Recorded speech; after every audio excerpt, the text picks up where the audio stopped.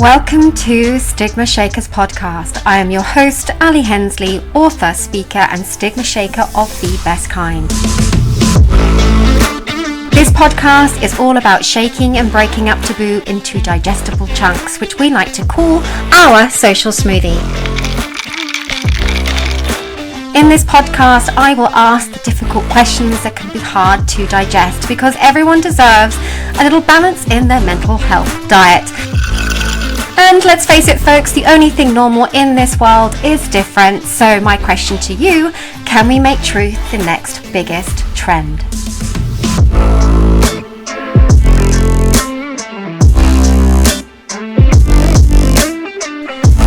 Michelle Ahern is an Australian-born writer, comedian and communication specialist. From poetry to blogs to her latest foray into the world of stand-up comedy, Michelle's writing and performing always hones in on the guts of life. From the true story of loss that gave way to a new lease on life, she has recently moved to Barcelona, Spain, where she's starting over in her 40s. Where there used to be a husband, a family, a home, a dog, and a job, she now has a stage and a microphone where she thrives on telling stories of exploring new countries, making new friends, and life inside a threesome. Welcome back, listeners, to the Stigma Shakers podcast. Today is a special one. If our listeners could tune into the voice notes exchanged over the recent months between today's guest, Michelle, and me, you'd immediately understand and hopefully relate to why this topic is so important and yet so hush-hush and stigmatized. Today, we are going to talk about leaning into loneliness with my gorgeous friend, Michelle. Thank you so much for joining me today. Oh, thank you, Ali. This is an absolute pleasure. Thank you so much. Yeah, and just a bit of context before we dive deep into real life. Michelle was my editor at TEDx Sydney when we both actually were living in Australia at the time. And we attempted, like you do in busy life, to meet up, but that never actually happened in the Southern Hemisphere.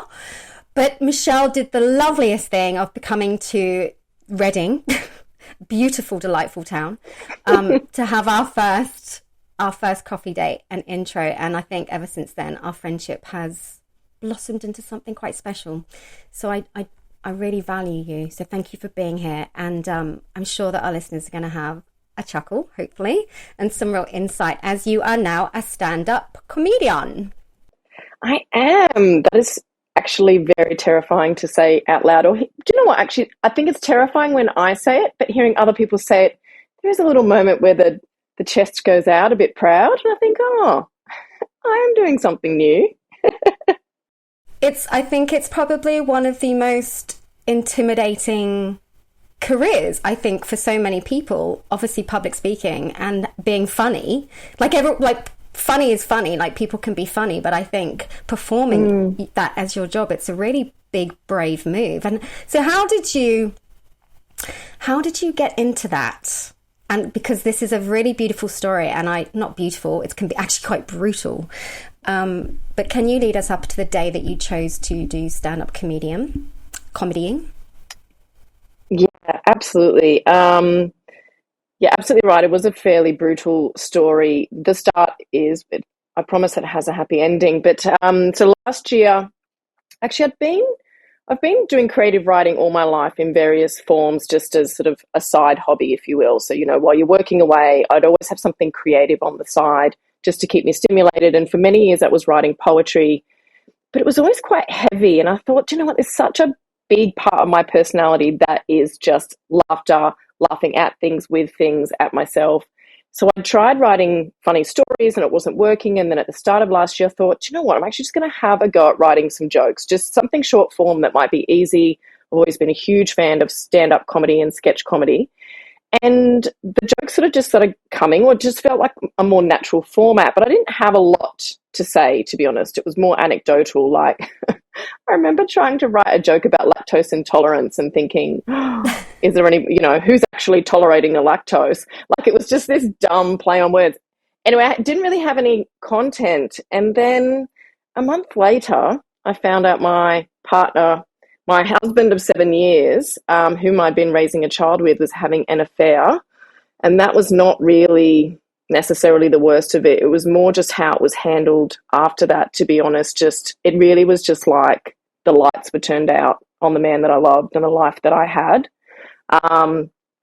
And there really isn't another way to articulate it than I've used this expression before, so I'm just going to use it now. Honestly, one moment I was sitting in a house with a 8-year-old stepdaughter, a dog, a husband, and ocean views, and the next minute I just felt like I was living on the set of a cancelled TV show that used to be about a family, and everybody was gone, and I was just sat there on the couch. Like everybody packed up the set of Friends, and you're just sat there on the couch and all the characters have left.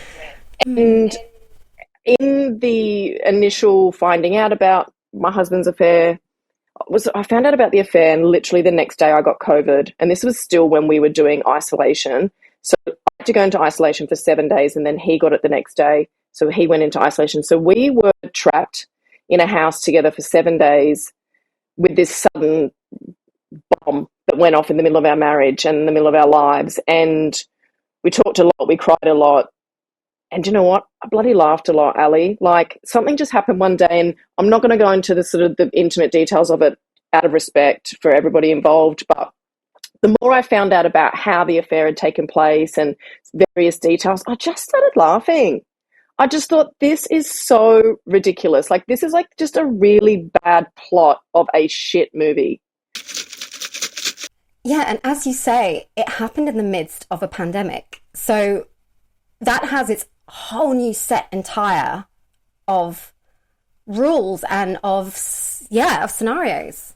It forced, for somebody like me, to be honest with you, with news like that in my life, the first thing I probably would have done is shoved some clothes in a bag, hopped in the car and driven off into the sunset for at least a few days anyway.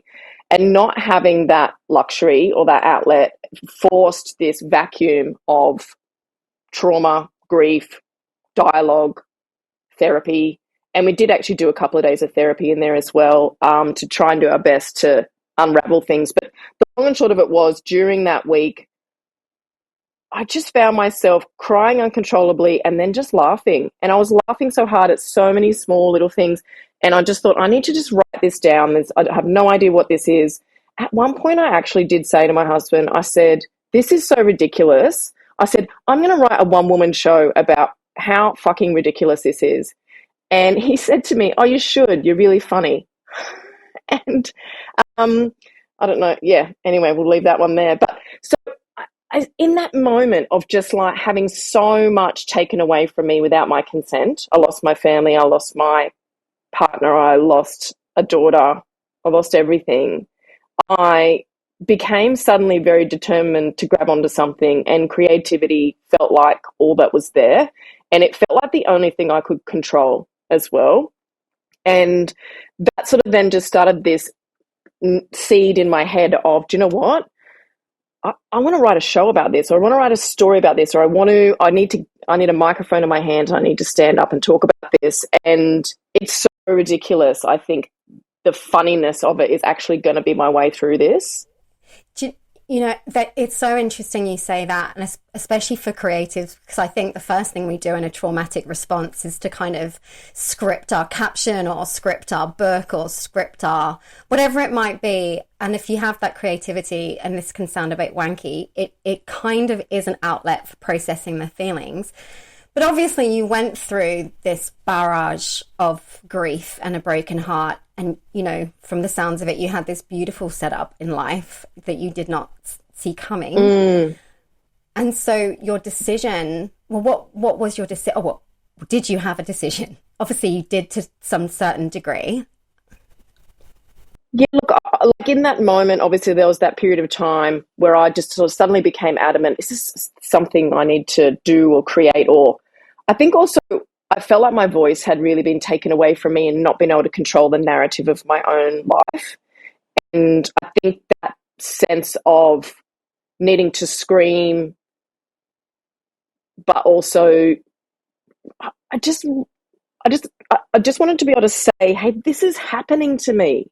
This is happening to me, and not necessarily say it in a public way, but it was just, that was the feeling, was like, I need to talk about what is going on, and not in a blame way or a revenge way at all, just a processing. Like, I'm a very vocal person, I really need to speak my mind, and sort of, that's how I work through feelings and pain, is talking with friends, hence our voice note stream, which is a whole podcast in itself, I think, Ali. It really is. It's a book. It's a book or something. But yeah, I think that I found a lot of solace in talking to someone. And of course, there's overlap, I think, in our stories, in the sense of starting over and starting over in, let's be honest, like, I don't want to put us into some weird little drop down, but in your 40s, I think, when you think you've got things mapped out, financial security, forever after love, all that kind of stuff. And then, like me, you found yourself in a completely new country going, this is a beginning. Like, this is, and that was a brave, bold choice. Do you look back now and think, do you appreciate what you did?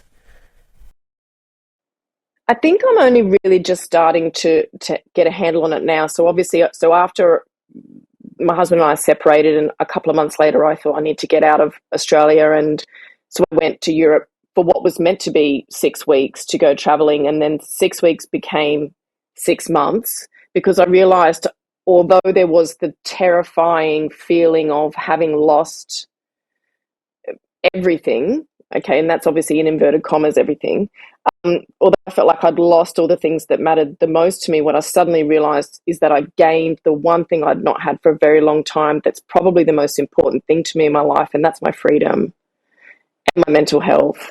And to suddenly realize that, it's kind of like that expression, like the unbearable lightness of being, like, there's a terrifying weight that comes with the obligation of marriage and motherhood and jobs and adulthood. And all of a sudden there was a weightlessness to my life that was very empowering and equally terrifying. But I found myself traveling, and being able to change environments was the only way I could process the trauma and the grief of everything that was. And then my husband, who'd said that he wanted to be alone in the world and that's why he was going to leave me, stayed with the other woman. A couple of months later, I found out they're having a baby. And that find and replace feeling was just utterly traumatic. But all the while on my own journey, I was like, I'm still adamant I want to try that stand-up thing. I promised myself I'd try that. And is there a show in this story? And so during my travels, I was in London, and I quickly just Googled, how to do stand-up comedy. And of course, there's brilliant courses and things that are available in such a vibrant city like London. And I just happened upon the most amazing comedy club, comedy mentor and class of fellow budding comedians. And so I spent 5 days in a course learning everything from how do you hold a microphone? What's your stage persona? Do you know how to get heckled? And really just sort of understanding the fine line between truth, authenticity, how do you elaborate, joke structure. And then I did my first 5 minutes, and I'll tell you, that week was the most me I've ever felt in my life.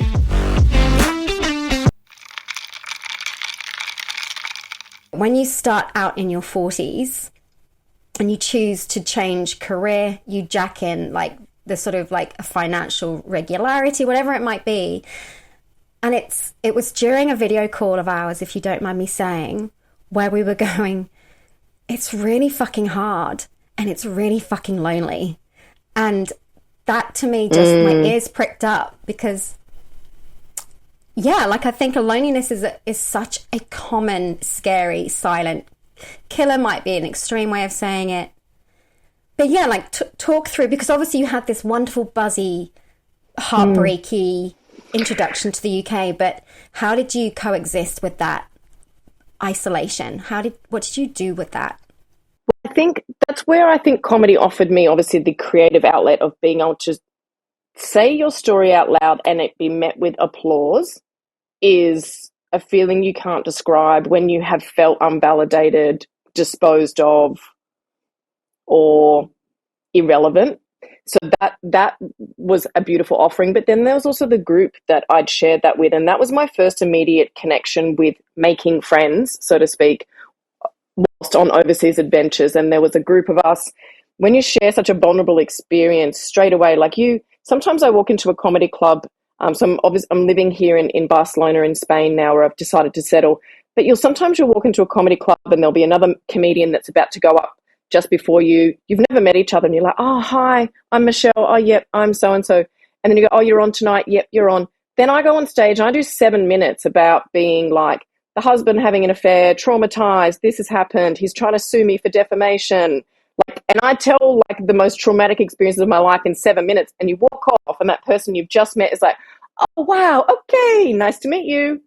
And you literally, it's just like taking all the things you're told to never say on a first date and telling an entire room of people as quickly as possible. To your point about the loneliness, it was funny because, I say the word funny, not actually meaning funny. It really caught me off guard because I'm somebody who can always comfortably speak about awkward stuff. It's not really a problem for me. I don't mind embarrassing myself. I don't, any of those feelings. And one day you and I were talking, and I realized I was holding back from saying something. I noticed I felt embarrassed to say to you, Ali, I'm lonely. And then as I realized I was embarrassed to say it, I thought, that's really fucking interesting because I don't get embarrassed. And so there's obviously a stigma here, a vulnerability here.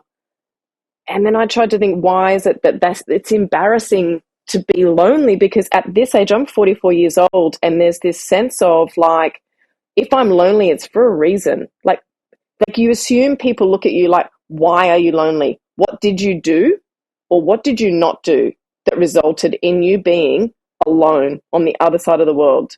So there's one part of this story that's about empowerment and freedom, and the other part is like, I actively chose to have no one, and then the repercussions of that choice. But for me also, it's an absolute necessary vulnerability I have to experience, because essentially what I'm trying to do is rebuild a world I can live in, because the last one I lived in doesn't exist anymore. And I want it to look different, smell different, taste different, sound different. And that's why I'm in a country where I don't speak the language, doing stand-up comedy and living alone and trying to forge entirely new bonds and connections. Most people don't necessarily say to others, I feel lonely. And I think it's because, as you say, there is a judgment potentially, not to other people, but maybe onto themselves, that they're not likable, they're not lovable, they're not socially adequate, there is something wrong with them, there's a burden there. And I think, as you say, when you are a confident, outgoing person, to admit loneliness, and we know that, we know the black dog of depression can have two masks. We know that a lot of people can be the life and soul, but inside, and I don't obviously want to get too maudlin about it, but I think it is really interesting because when I was speaking to a friend the other day, after speaking to you, where we vocalize that word and vocalize that feeling, I said, I'd really love to meet up for coffee. I'm feeling really lonely. And then the next day I was crying down the phone to another friend saying, I am desperately, desperately lonely. And I'm doing everything in my power to do it. And I think not everybody's going to be able to get up and do comedy, right? So I think what it'd be lovely to sort of like, maybe we can tease out together, what does unhealthy loneliness look like? Like, what do we do that's not so great when we're feeling, booze, sex, there's all these boys, girls. I think like when you say that, then the unhealthy loneliness, there's moments I feel myself literally sitting, or not feel, I experience myself, I'll be sitting on the couch and I think, I'm lonely. Do you know the first thing I do is open Bumble? Swipe, swipe, swipe, swipe, swipe. Who can I talk to? Who can validate, connect, emoji me to make me feel like I'm relevant? As a woman, that's the easiest way to get affection or attention. Message a boy. He's probably keen on some sex. Or like there's just that it's an easy go-to. I know that sounds kind of gross, but it's also having someone in real time, so to speak, again, on the other side of the world. And you've experienced this between Europe and Australia time zones. I mean, most of the time when I'm at my lowest, everybody I know is asleep. I literally have about two people in my time zone that I could call in a crisis. Yeah, so thanks, Bumble. You know, the flip side of obviously loneliness is like that forced isolation, where you are, you know, forced to solve problems on your own. I remember a couple of times, and we've both done this, but I do remember a day where I started to spiral about something early in the morning, and I voice noted you and I said, Ali, I'm spiraling. This has happened. This person's messaged me and said this and that. Oh, I'm going to screenshot it and send it to you. Tell me what you think. And then I sort of sent the voice note through to you. And then I was like, no, don't screenshot the messages. Just process this on your own. Learn to move on from what's not serving you. Bumper sticker, bumper sticker, bumper sticker quote inside my head.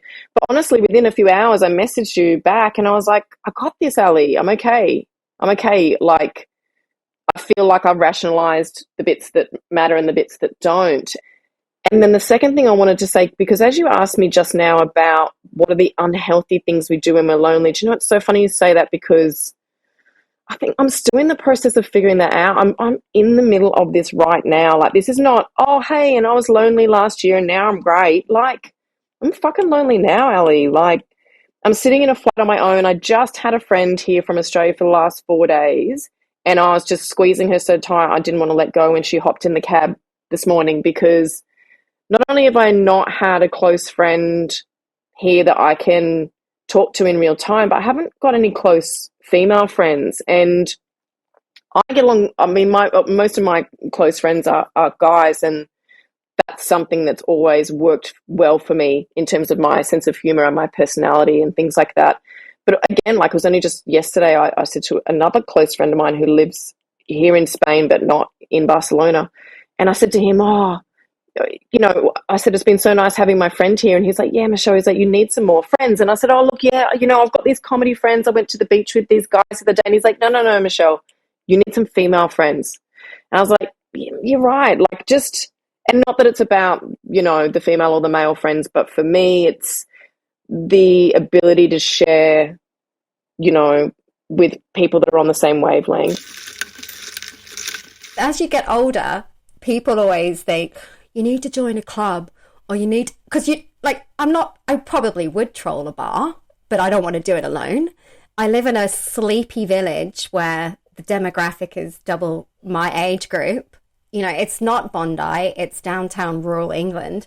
So it doesn't come so naturally. And I'm doing, and it is not a full-time job, that's a bit dramatic. But it definitely is something that I have to try really conscious at if I'm going to work out the loneliness, because it will not come to me. And I think as you get older, your confidence, if you've left a job, you left a relationship, it's left you, you know, friend breakups, whatever it might be, it leaves you massively doubting.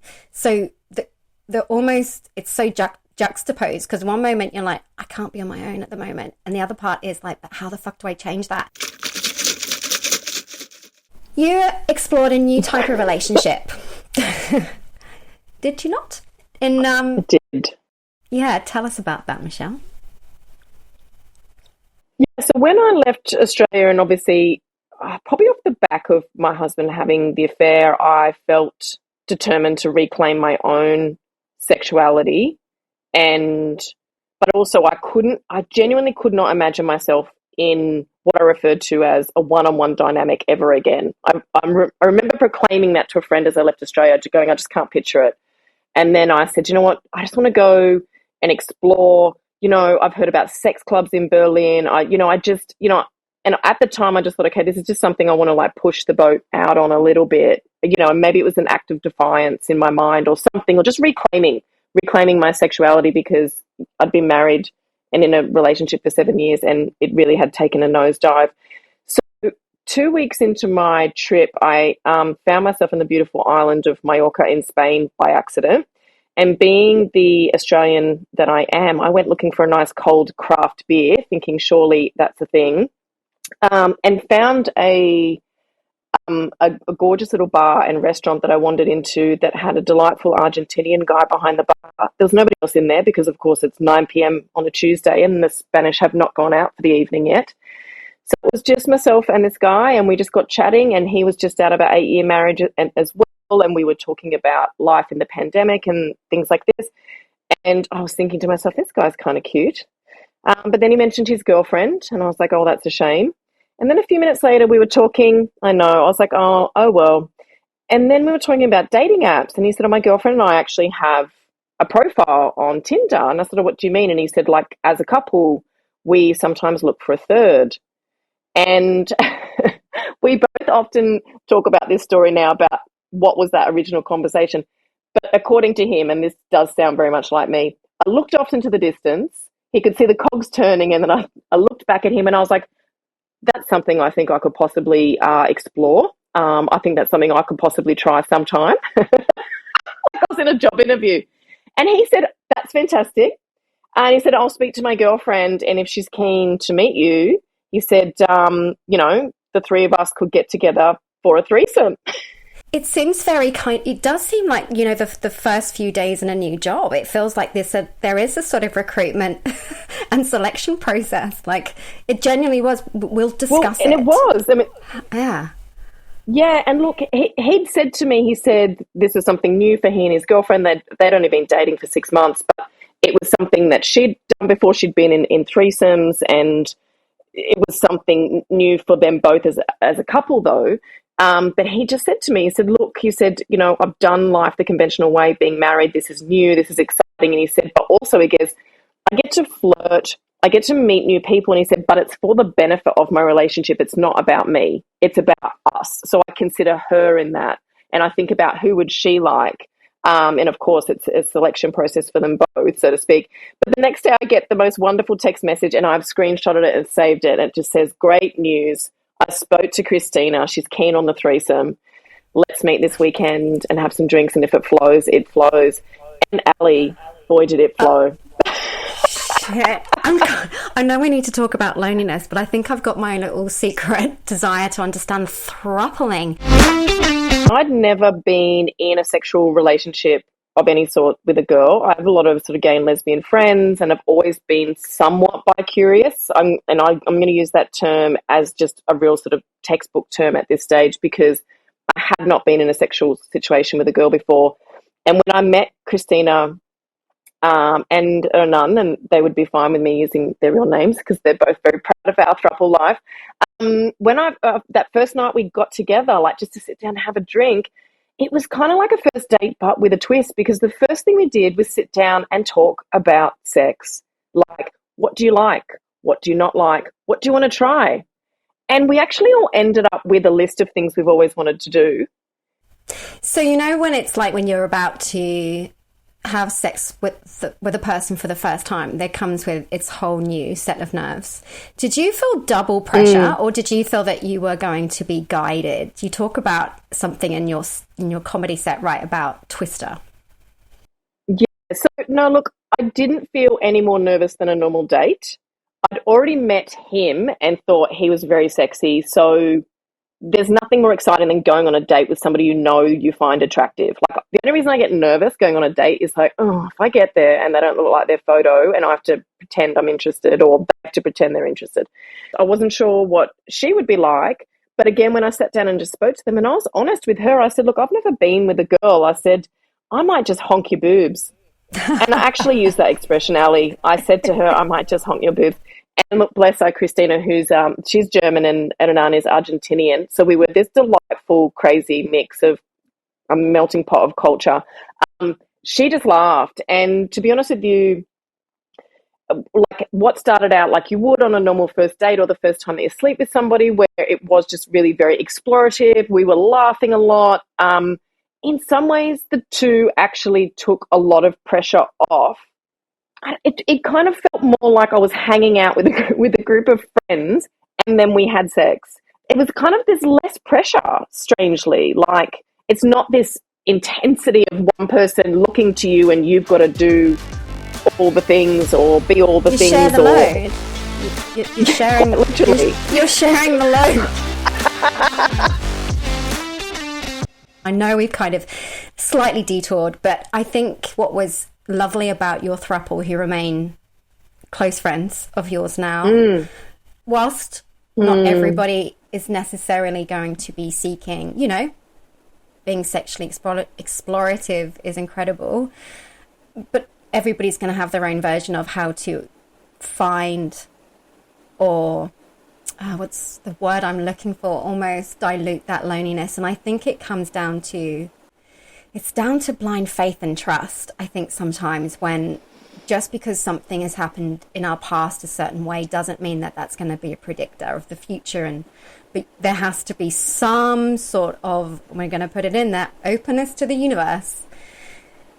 By putting ourselves into different experiences that are completely off course and a little bit scary, you can completely rewrite what you thought the future would look like. What would you say to that person maybe crippled by loneliness today? I think things like the definition of a home or a family or a job, these are ultimately, or relationships are ultimately social constructs, as is comfort, as is discomfort, as is loneliness. And ultimately, I think having to start over and realizing things aren't forever, everything's fractious, we're all fragile, we're all going to die. Those things aren't new concepts, and they're not a new reality. I'm just closer to being clearer on the fact that that's always been the case. So for me now, it's actually, I now view my life before as, you have a certain lens of certainty that was never there anyway. So I think in terms of, you know, what advice would I give to somebody who is experiencing that loneliness is, it's a shared experience. We are all lonely.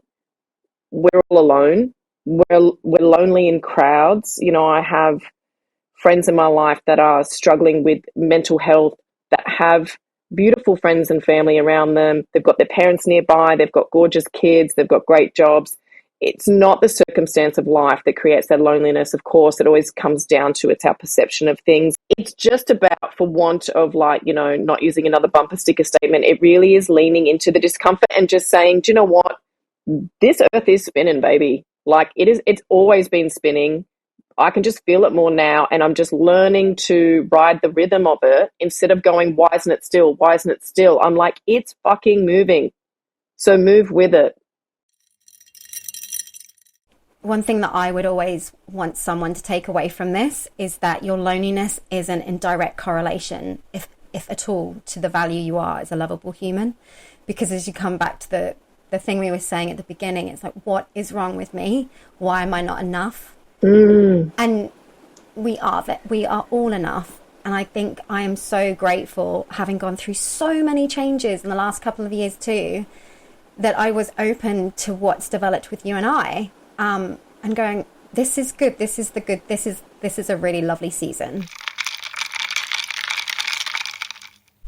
Here at the Stigma Shakers podcast, our aim is to shake up and blend unique social smoothies for our listeners to digest around the topics of stigma and taboos. Now that we're coming to the end of our discussion, what ingredients, Michelle, would you want to have in your social smoothie?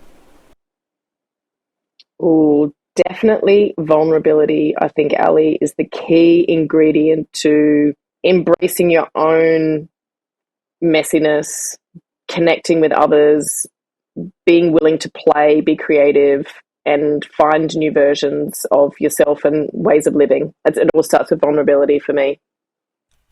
Absolutely. Absolutely. And if you could give your smoothie a name, what would it be? Can we call my shake the threesome? We can call your shake the threesome. Oh, what a perfect shake stroke smoothie. It's just a perfect blend. Vulnerability for a threesome. Delicious. And just our final question. If you were to have your own headline tonight on the news, and maybe around loneliness, what would that headline be? I think the one thing that sort of informs my comedy the names of the shows I try and come up with, my jokes, and where my head is at is all around honesty and truth. But I also like swearing. So my headline would just be, you couldn't make this shit up. To everybody who's listening, if you are choosing to lean into loneliness, please try to find that one person you can trust with your darkest days and say, I'm lonely. And you'd be surprised about how many people go, me too.